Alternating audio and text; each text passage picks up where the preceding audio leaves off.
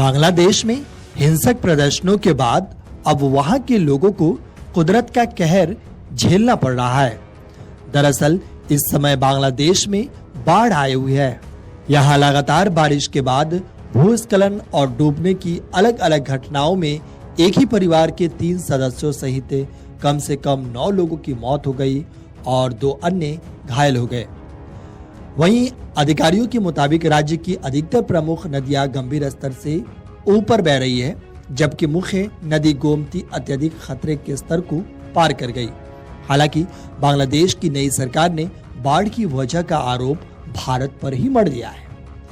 बांग्लादेश का आरोप है कि भारत ने बांध का पानी छोड़ा है, जिसकी वजह से पूर्वी सीमा पर जिलों में बाढ़ की स्थिति पैदा हो गई है। वहीं भारतीय विदेश मंत्रालय ने इस आरोप को सिरे से खारिज कर दिया है। मंत्रालय ने साफ कहा है कि त्रिपुरा में गोमती नदी के ऊपर स्थित डम्बूर बांध के खुलने से बांग्लादेश की पूर्वी सीमा पर बाढ़ की स्थिति उत्पन्न नहीं हुई है।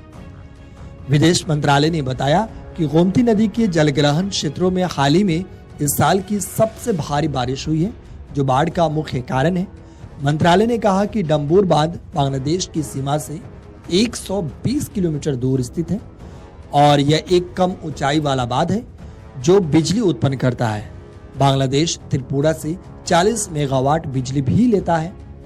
मंत्रालय ने यह भी बताया कि बांग्लादेश को बाढ़ के आंकड़े वास्तविक समय में भेजे जा रहे हैं और बाढ़ के कारण संचार में समस्याएं आई, लेकिन भारत ने प्रयास किया कि डेटा का संचार बनाए रखा जाए। भारत और बांग्लादेश के बीच नदी जल सहयोग एक महत्वपूर्ण मुद्दा है।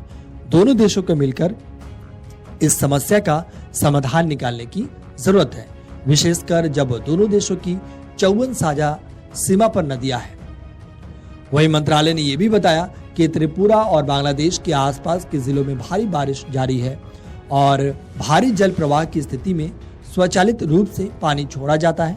मंत्रालय ने साफ किया कि भारत और बांग्लादेश की साझा नदियों पर बाढ़ एक साझा समस्या है, जिससे दोनों देशों के लोगों को परेशानी होती है और इसका समाधान घनिष्ठ आपसी सहयोग से ही संभव है। मंत्रालय ने जल संसाधनों और नदी जल प्रबंधन के मुद्दों को द्विपक्षीय परामर्श और तकनीकी चर्चाओं के माध्यम से हल करने के लिए प्रतिबद्धता जताई।